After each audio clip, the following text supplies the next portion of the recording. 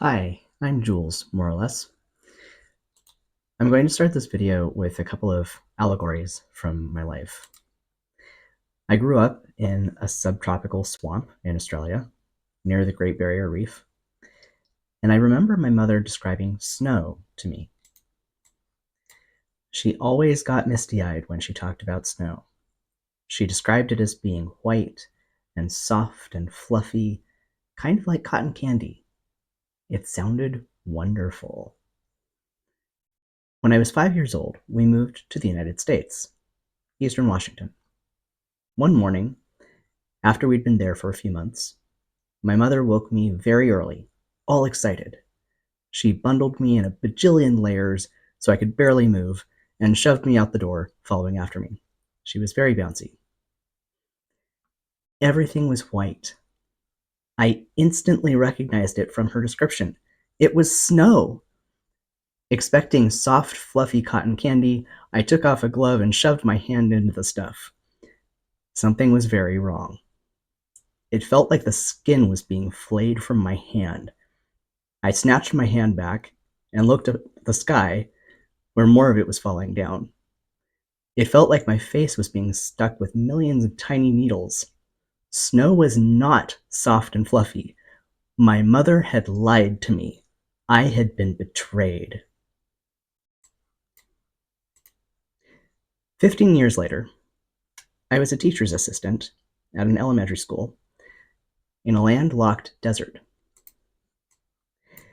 These kids had never been outside their hometown and didn't have very much access to TV or any info about the outside world. I mentioned the ocean at some point, and one of them wanted to know what that was.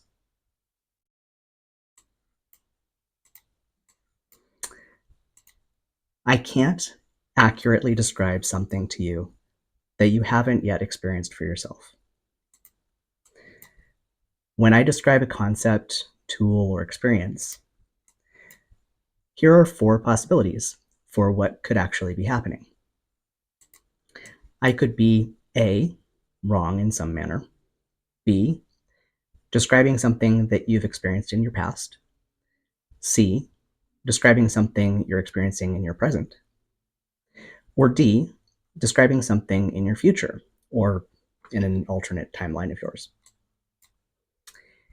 And you could T, truly diagnose which one is happening, or F, falsely diagnose it as one of the other 3. For the rest of this video, to track the different combinations, I'm going to use the following lettering system. AT, BT, CT, and DT mean A, B, C, and D, respectively, truly diagnosed. AF, BF, CF, and DF mean A, B, C, and D, respectively, falsely diagnosed as something else. If I think it's an important distinction, I'll add the corresponding letter of the something else afterward.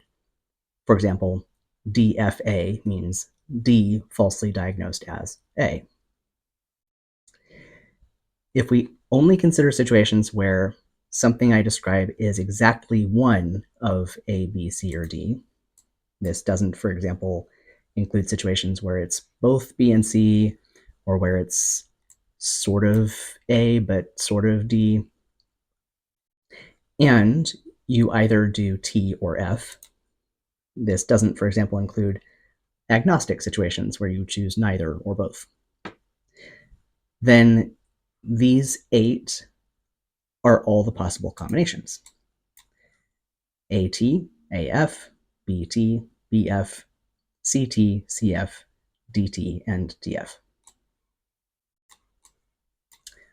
So let's start looking at these combinations. Situation 1. It's possible that I'm referring to something that you haven't experienced yet. In other words, D, your future or an alternate timeline. Here's what tends to happen most often in those kinds of situations. DFA. You'll think that I'm wrong, or stupid, or crazy, etc. DFB. You'll think mistakenly that I'm talking about something from your past.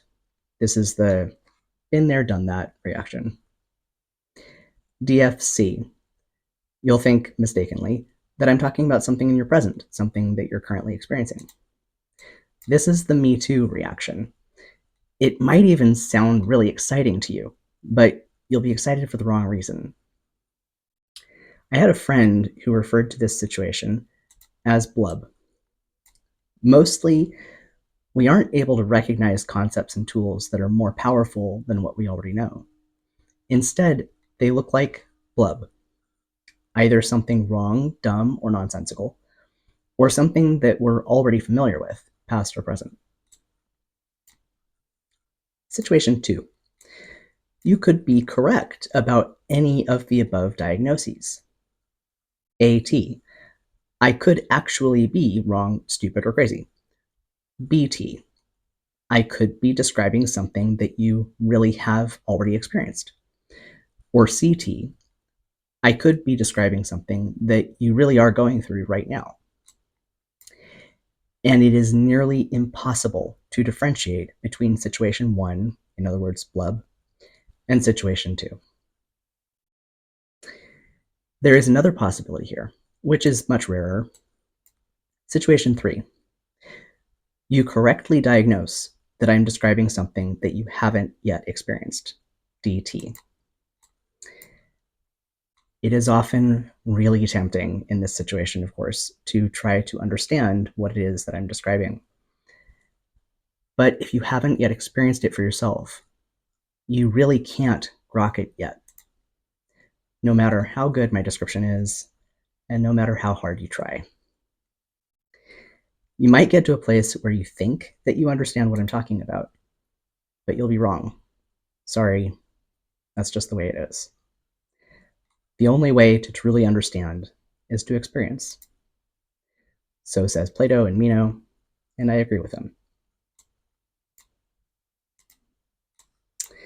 So why on earth do I bother trying to explain anything at all?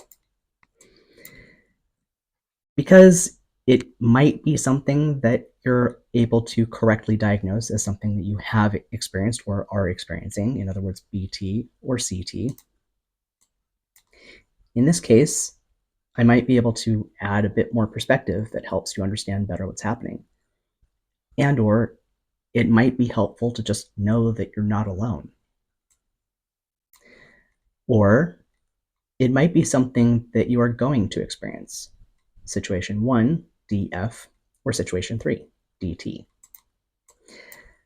I think situation 3, DT, is better than situation 1, DF. Being able to recognize that someone is talking about something that you haven't experienced yet is helpful, because then you can start taking steps to experience it. To make situation 3, DT, more likely, one thing you can do is keep an eye out for blub. Pay attention to those moments when someone, especially someone you think is trustworthy, says something that sounds nonsensical, wrong, or dumb to you, or that they clearly think is profound, but that you think sounds ordinary and familiar. When that happens, investigate. Ask questions, do research, and or try experiments to do your best to determine whether your initial reaction was correct, or whether this might be a concept, tool, or experience that's new to you.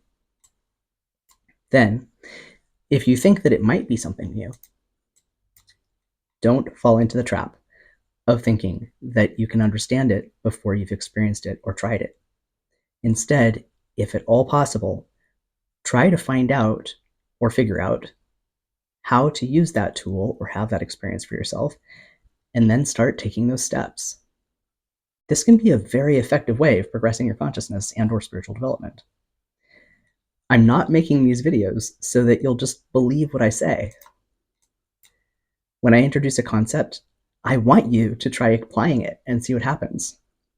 When I introduce a tool, I want you to try using it and see if it works for you. When I describe an experience you haven't had yet, I want you to try to figure out how to have it and ask questions if you want help with that. Actually, yeah, this is another big reason why I bother trying to explain these things, in the hope that if they are new to you, you might try them out for yourself. But whether it's situation 1 or situation 3, even though you can't understand it yet, maybe my description will help you recognize it when it does happen. And then remembering what I said might help you better understand what's happening, and or it might help you feel less alone.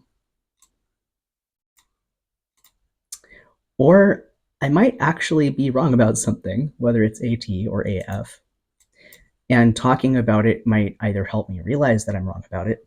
Sometimes trying to explain something to someone else will help you see your own mistakes, or lead someone to help me see that there's something I haven't experienced yet, and maybe even how I could try that new thing for myself.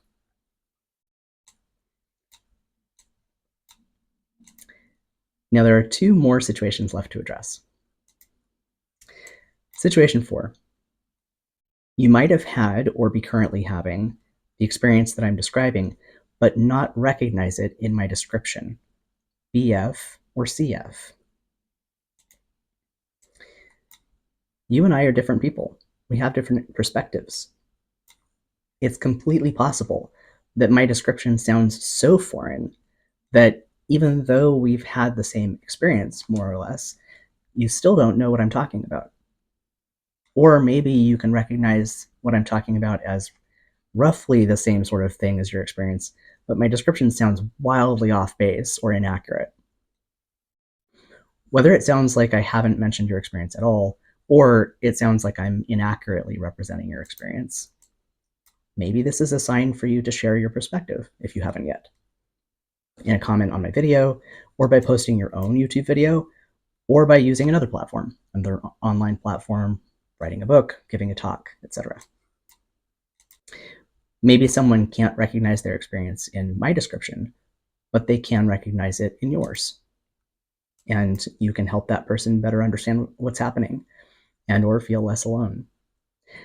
Or maybe you'll even help someone try something new and increase their understanding. Or maybe you don't remember the experience, in which case, in a way, this becomes situation 1, DF.